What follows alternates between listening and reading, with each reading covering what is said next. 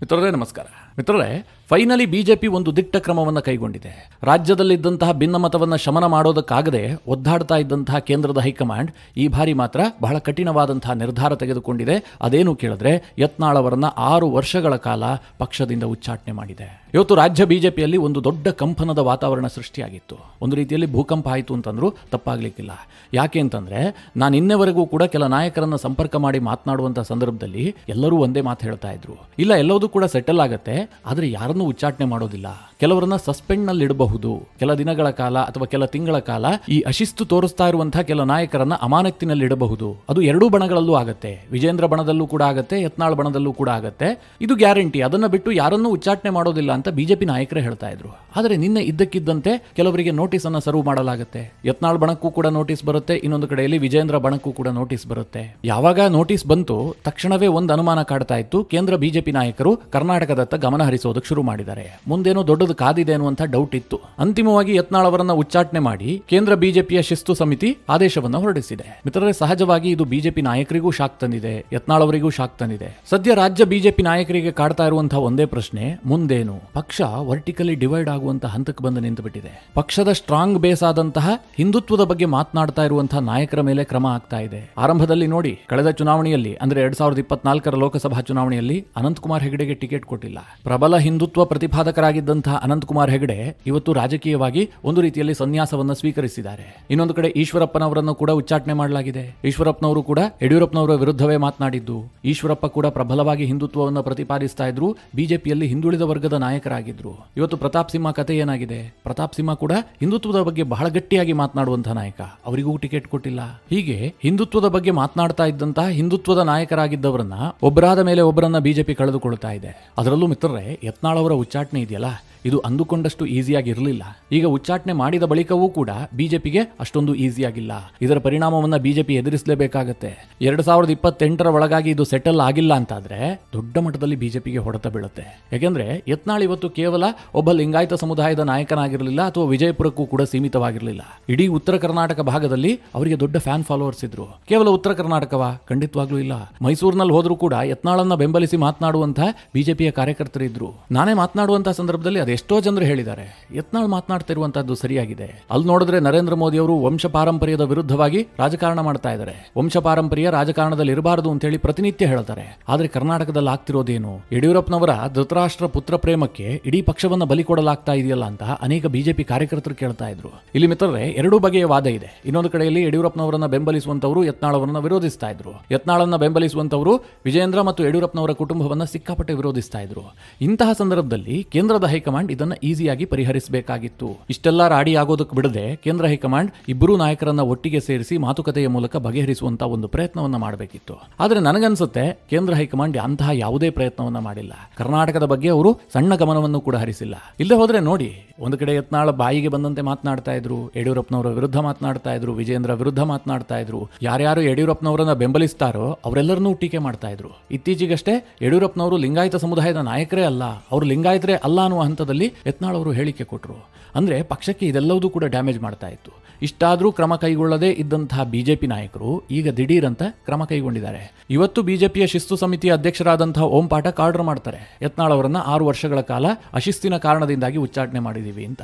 ಹಾಗಾದ್ರೆ ಇಷ್ಟು ದಿನ ಅದೆಲ್ಲ ಶಿಸ್ತಾಗಿತ್ತಾ? ಯಾವತ್ತೂ ಇದನ್ನ ಸರಿಪಡಿಸುವಂತಹ ಕೆಲಸ ಮಾಡಬಹುದಿತ್ತಲ್ಲ. ಮಿತ್ರರೇ, ಯತ್ನಾಳ್ ಕೂಡ ಒಂದು ಹಂತದಲ್ಲಿ ಎಲ್ಲ ಗೆರೆಯನ್ನ ದಾಟಿದ್ರು ಅಂತ ನನಗೂ ಕೂಡ ಅನ್ಸುತ್ತೆ. ಯತ್ನಾಳ್ ಅವರಿಗೆ ಈ ಹಿಂದೆಯೇ ಬಿಜೆಪಿಯ ಶಿಸ್ತು ಸಮಿತಿ ಒಂದು ನೋಟಿಸ್ ಅನ್ನ ಕೊಟ್ಟಿರುತ್ತೆ. ಆಗ ಯತ್ನಾಳ್ ಖುದ್ದು ಹೋಗಿ ಉತ್ತರವನ್ನ ಕೂಡ ಕೊಟ್ಟಿರ್ತಾರೆ. 6 ಪುಟಗಳ ಉತ್ತರವನ್ನ ಕೊಟ್ಟಿರ್ತಾರೆ. ಕೇವಲ ಯತ್ನಾಳ್ ಉತ್ತರ ಮಾತ್ರ ಕೊಟ್ಟಿರೋದಿಲ್ಲ. ಆ ಸಂದರ್ಭದಲ್ಲಿ ಓಂ ಪಾಠಕ್ ಅವರೇ ಯತ್ನಾಳ್ ಅವರಿಗೆ ಒಂದು ಸಲಹೆಯನ್ನ ಕೊಟ್ಟಿರ್ತಾರೆ. ನೀವು ಬಿಜೆಪಿಯ ತುಂಬಾ ಹಿರಿಯ ನಾಯಕರಿದ್ದೀರಿ, ನಿಮಗೆ ಸಮುದಾಯದ ಬೆಂಬಲ ಇದೆ. ಇಂತಹ ಸಂದರ್ಭದಲ್ಲಿ ಸ್ವಲ್ಪ ತಾಳ್ಮೆಯನ್ನ ತೆಗೆದುಕೊಳ್ಳಿ, ನಿಮಗೆ ಉತ್ತಮವಾದಂತಹ ಭವಿಷ್ಯ ಇದೆ. ಸುಮ್ನೆ ಸ್ಟೇಟ್ಮೆಂಟ್ಗಳನ್ನ ಕೊಡಬೇಡಿ ಅಂತ ಹೇಳಿ ಬುದ್ಧಿವಾದ ಹೇಳಿ ಕಳಿಸಿರ್ತಾರೆ. ಅಲ್ಲಿಯವರೆಗೂ ಕೂಡ ಯತ್ನಾಳ್ ಬಗ್ಗೆ ಬಿಜೆಪಿಯಲ್ಲಿ ಒಂದು ಸಾಫ್ಟ್ ಕಾರ್ನರ್ ಇತ್ತು. ತುಂಬಾ ಹಿಂದುತ್ವವನ್ನ ಪ್ರತಿಪಾದಿಸುವಂತಹ ನಾಯಕ, ಒಬ್ಬ ವರ್ಚಸ್ಸಿರುವಂತಹ ನಾಯಕ ಅಂತ ಹೇಳಿ ಬಿಜೆಪಿಯವರು ಕೂಡ ಅಷ್ಟು ಈಸಿಯಾಗಿ ಯತ್ನಾಳ್ ಅವರನ್ನ ಪರಿಗಣಿಸಿರಲಿಲ್ಲ. ಆದ್ರೆ ಯತ್ನಾಳ್ ಅವರಿಗೆ ಏನ್ ಸೂಚನೆ ಕೊಡಲಾಗಿತ್ತು? ನೀವು ಹೆಚ್ಚಿಗೆ ಮಾತನಾಡಬೇಡಿ, ಸ್ವಲ್ಪ ಸೈಲೆಂಟ್ ಆಗಿರಿ, ಎಲ್ಲದನ್ನ ಸರಿ ಮಾಡ್ತೀವಿ, ನಿಮ್ಮ ಭವಿಷ್ಯವೂ ಕೂಡ ತುಂಬಾ ಚೆನ್ನಾಗಿದೆ ಬಿಜೆಪಿಯಲ್ಲಿ ಅಂತ ಅವ್ರು ಹೇಳಿ ಕಳಿಸಿದ್ರು. ಆದ್ರೆ ಯತ್ನಾಳ್ ಅವರಿಗೆ 1 ತಿಂಗಳು ಕೂಡ ಸುಮ್ಮನಿರೋದಕ್ಕಾಗಿಲ್ಲ. ಒಂದು ಸ್ವಲ್ಪ ದಿನ ಸುಮ್ಮನಿದ್ರು, ಆದರೆ ಜಾರಕಿಹೊಳಿ ಅವರನ್ನ ಮುಂದೆ ಬಿಟ್ಟು ಮಾತನಾಡಿಸೋದಕ್ಕೆ ಶುರು ಮಾಡಿದ್ರು. ಇವರ ಪಕ್ಷ ವಿರೋಧಿ ಚಟುವಟಿಕೆಗಳು ಹಾಗೆ ಮುಂದುವರಿತಾ ಇತ್ತು. ಆಗಾಗ ಸಭೆ ಸೇರ್ತಾ ಇದ್ರು. ಮಾಧ್ಯಮಕ್ಕೆ ಕೆಲ ದಿನಗಳ ಕಾಲ ಅವರು ಹೇಳಿಕೆ ಕೊಟ್ಟಿರಲಿಲ್ಲ ಅಷ್ಟೇ. ಅದಾದ ಬಳಿಕ ಮತ್ತೆ ಹೇಳಿಕೆ ಕೊಡೋದಕ್ಕೆ ಶುರು ಮಾಡಿದ್ರು. ಬಾಯಿಗೆ ಬಂದಂತೆ ಪುಂಖಾನುಪುಂಖವಾಗಿ ಮಾತನಾಡಿದ್ರು. ಮಿತ್ರರೇ, ಏನೇ ಆಗಿದ್ರು ಕೂಡ, ಅಂದ್ರೆ ಯಾರ ಬಗ್ಗೆ ಅಸಮಾಧಾನ ಇರಲಿ, ಏನೇ ಇರಲಿ, ಅದನ್ನ ಪಕ್ಷದ ವೇದಿಕೆಯಲ್ಲಿ ಚರ್ಚೆ ಮಾಡಬೇಕು. ಪ್ರತಿನಿತ್ಯವೂ ಕೂಡ ನೀವು ಮಾಧ್ಯಮದ ಮುಂದೆ ಬರ್ತೀರಿ, ನಾನಾ ಬಗೆಯಲ್ಲಿ ಹೇಳಿಕೆ ಕೊಡ್ತೀರಿ. ಇದು ಪಕ್ಷದಲ್ಲಿ ಗೊಂದಲವನ್ನು ನಿರ್ಮಾಣ ಮಾಡುತ್ತೆ, ಕಾರ್ಯಕರ್ತರನ್ನ ಗೊಂದಲಕ್ಕೀಡು ಮಾಡುತ್ತೆ, ಇಡೀ ಪಕ್ಷಕ್ಕೆ ಡ್ಯಾಮೇಜ್ ಮಾಡುತ್ತೆ. ನೀವೇ ಸೂಕ್ಷ್ಮವಾಗಿ ಗಮನಿಸಿ. ಸುಧಾಕರ್ ಕೂಡ ವಿಜೇಂದ್ರ ವಿರುದ್ಧವಾಗಿ ಮಾತನಾಡಿದ್ರು. ಆದರೆ ಸುಧಾಕರ್ ವಿರುದ್ಧ ಹೈಕಮಾಂಡ್ ಕ್ರಮ ಕೈಗೊಂಡಿಲ್ಲ. ಅವರ ಸಮಸ್ಯೆಯನ್ನ ಆಲಿಸಿ ಅವರ ಪ್ರಾಬ್ಲಮ್ ಅನ್ನು ಸರಿಪಡಿಸುವಂತಹ ಕೆಲಸವನ್ನ ಹೈಕಮಾಂಡ್ ಮಾಡಿತು. ರಾಮುಲು ವಿಚಾರದಲ್ಲೂ ಕೂಡ ಇದೇ ಆಗಿತ್ತು. ರಾಮುಲು ಅವರ ಜೊತೆಗೆ ಹೈಕಮಾಂಡ್ ಮಾತನಾಡಿ ಅದನ್ನ ಸರಿಪಡಿಸುವಂತಹ ಕೆಲಸವನ್ನ ಹೈಕಮಾಂಡ್ ಮಾಡಿತು. ಯಾಕೆ ಕೇಳಿದ್ರೆ, ಅವರು ಪ್ರತಿನಿತ್ಯ ಮಾಧ್ಯಮದ ಮುಂದೆ ಬಂದು ಹೇಳಿಕೆ ಕೊಡ್ತಾ ಇರಲಿಲ್ಲ. ಆದರೆ ಯತ್ನಾಳ್ ಅವರು ಆ ಎಲ್ಲಾ ಲಕ್ಷ್ಮಣ ರೇಖೆಯನ್ನ ಕೂಡ ಮೀರಿದ್ರು. ಯಾರು ಹೇಳಿದ್ರು ಕೇಳೋದಿಲ್ಲ, ಕೇಂದ್ರದ ಹೈಕಮಾಂಡ್ ಹೇಳಿದ್ರು ಕೂಡ ಕೇಳೋದಿಲ್ಲ. ಕೆಲವರು ಬಿಜೆಪಿಯ ಕಾರ್ಯಕರ್ತರೇ ನನ್ನ ಬಳಿಯಲ್ಲಿ ಕೇಳ್ತಾ ಇದ್ರು, ಯಾಕೆ ಹೈಕಮಾಂಡ್ ನೇರವಾಗಿ ಯತ್ನಾಳ್ ಜೊತೆಗೆ ಮಾತನಾಡ್ತಾ ಇಲ್ಲ ಅಂತ. ಮಿತ್ರರೇ, ಹೈಕಮಾಂಡ್ಗೂ ಕೂಡ ಒಂದು ಭಯ ಇತ್ತು. ನಾಳೆ ಅಮಿತ್ ಶಾ ಅವರು ಯತ್ನಾಳ್ ಅವರನ್ನ ಕರೆದು ಮಾತನಾಡಿದ್ರು ಅಂತ ಅಂದುಕೊಳ್ಳಿ, ಅವ್ರಿಗೇನೋ ಸೂಚನೆ ಕೊಟ್ಟಿರ್ತಾರಪ್ಪ. ಯತ್ನಾಳ್ 2 ದಿನ ಸುಮ್ಮನಿದ್ದು 3ನೇ ದಿನ ಬಾಯಿಗೆ ಬಂದಂತೆ ಮಾತನಾಡಿದ್ದೇ ಆದ್ರೆ ಹೋಗೋ ಮರ್ಯಾದೆ ಯಾರದ್ದು? ಅಮಿತ್ ಶಾ ರದ್ದು. ಯಾಕೆಂದ್ರೆ ಅಮಿತ್ ಶಾ ಹೇಳಿದ್ರು ಕೂಡ ಯತ್ನಾಳ್ ಕೇಳಿಲ್ಲ ಅಂತ. ಅದಕ್ಕೆ ಯತ್ನಾಳ್ ಜೊತೆಗೆ ಅಮಿತ್ ಶಾ ಆಗ್ಲಿ, ನರೇಂದ್ರ ಮೋದಿ ಅವರಾಗ್ಲಿ, JP ನಡ್ಡಾ ಅವರಾಗ್ಲಿ ಎಲ್ಲರೂ ಅಂತರವನ್ನ ಕಾಯ್ದುಕೊಂಡಿದ್ರು. ಇವತ್ತು ಮಿತ್ರರೇ, ರಾಷ್ಟ್ರಮಟ್ಟದಲ್ಲಿ ಬಿಜೆಪಿಯ ಸ್ಥಿತಿಯನ್ನು ನೋಡಿದ್ರೆ ಇಬ್ಬರು ನಾಯಕರು ಬಿಜೆಪಿಗೆ ದುಸ್ವಪ್ನವಾಗಿ ಕಾಡ್ತಾ ಇದ್ದಾರೆ. ಅದರಲ್ಲಿ ಯತ್ನಾಳ್ ಅವರ ಉಚ್ಚಾಟನೆ ಆಗಿದೆ. ಅಂದ್ರೆ ಕರ್ನಾಟಕದ ಪಾಲಿಗೆ ಬಂದ್ರೆ ಬಸನಗೌಡ ಪಾಟೀಲ್ ಯತ್ನಾಳ್, ಇನ್ನೊಬ್ರು ಸುಬ್ರಹ್ಮಣ್ಯನ್ ಸ್ವಾಮಿ ಕೂಡ ಬಿಜೆಪಿಯಲ್ಲಿ ಇದ್ದಾರೆ. ಅಧಿಕೃತವಾಗಿ ಅವರು ಈಗಲೂ ಕೂಡ ಬಿಜೆಪಿ ಅವರೇ. ಆದ್ರೆ ಅವರು ಬಿಜೆಪಿಯ ವಿರುದ್ಧ ಪುಂಖಾನುಪುಂಖವಾಗಿ ಮಾತನಾಡ್ತಾರೆ. ನರೇಂದ್ರ ಮೋದಿ ಅವರ ವಿರುದ್ಧ ಮಾತನಾಡ್ತಾರೆ, ಅಮಿತ್ ಶಾ ಅವರ ವಿರುದ್ಧ ಮಾತನಾಡ್ತಾರೆ, ಕೇಂದ್ರದ ಬಿಜೆಪಿಯ ಎಲ್ಲ ನಾಯಕರ ವಿರುದ್ಧ ಮಾತನಾಡ್ತಾರೆ. ಅಷ್ಟೇ ಏಕೆ, ಅಟಲ್ ಬಿಹಾರಿ ವಾಜಪೇಯಿ ಬಗ್ಗೆಯೂ ಕೂಡ, ಅವರ ಪರ್ಸನಲ್ ಲೈಫ್ ಬಗ್ಗೆಯೂ ಕೂಡ ತೀರಾ ಕೆಟ್ಟ ಕೆಟ್ಟ ಕಮೆಂಟ್ಗಳನ್ನ ಇದೇ ಸುಬ್ರಹ್ಮಣ್ಯನ್ ಸ್ವಾಮಿ ಮಾಡಿದ್ದಾರೆ. ಆದ್ರೂ ಕೂಡ ಬಿಜೆಪಿ ಅವರ ವಿರುದ್ಧ ಯಾವುದೇ ಕ್ರಮ ಕೈಗೊಂಡಿಲ್ಲ. ಯಾಕೆ ಅಂತಂದ್ರೆ, ಇವರ ವಿರುದ್ಧ ಕ್ರಮ ಕೈಗೊಂಡ್ರೆ ಬಹಳ ಕಷ್ಟ ಆಗುತ್ತೆ. ಇವರು ಪಕ್ಷದಲ್ಲಿ ಇದ್ರೂ ಕೂಡ ಡ್ಯಾಮೇಜ್ ಮಾಡ್ತಾರೆ, ಹೊರಗೆ ಹೋದ್ರೂ ಕೂಡ ಡ್ಯಾಮೇಜ್ ಮಾಡ್ತಾರೆ.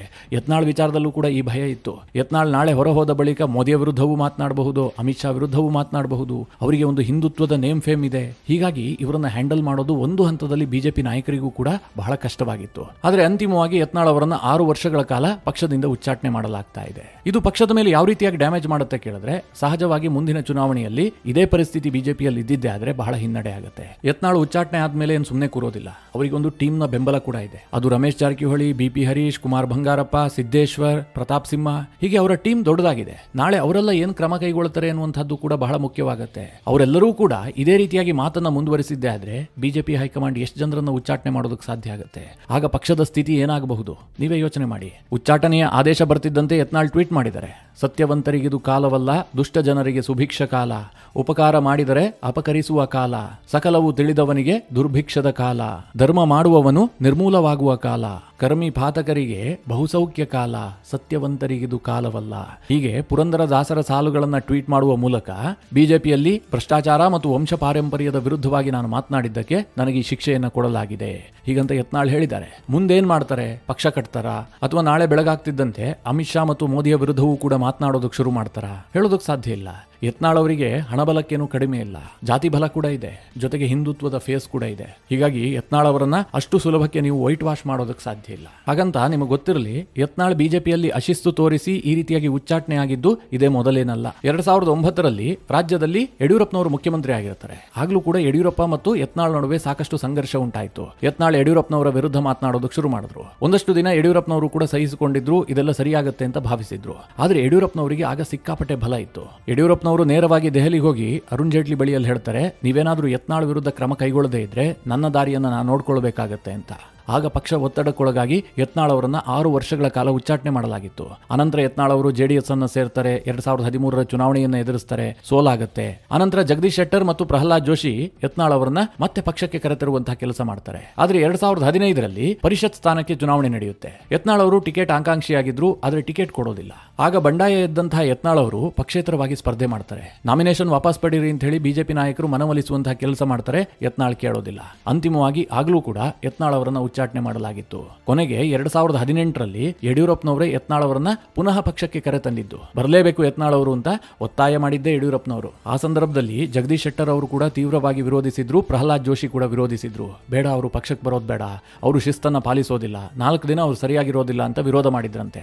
ಆದರೆ ಯಡಿಯೂರಪ್ಪನವರು ಹಿಡಿದ ಹಠವನ್ನ ಬಿಡದೆ ಯತ್ನಾಳ್ ಅವರನ್ನ ಪುನಃ ಪಕ್ಷಕ್ಕೆ ಕರೆತಂದು ಅವರಿಗೆ ಟಿಕೆಟ್ ಕೂಡ ಕೊಡಿಸಿದ್ರು. ಹೀಗೆ ಮಿತ್ರರೇ, 2 ಬಾರಿ ಯತ್ನಾಳ್ ಅವರು ಬಿಜೆಪಿಯಿಂದ ಉಚ್ಚಾಟನೆಗೊಂಡಿದ್ರು. ಈಗ ಅವರು ಉಚ್ಚಾಟನೆಗೊಂಡಿದ್ದು 3ನೇ ಬಾರಿಗೆ. ಈಗಲೂ ಕೂಡ 6 ವರ್ಷ ಅಂತ ಹೇಳಲಾಗ್ತಾ ಇದೆ.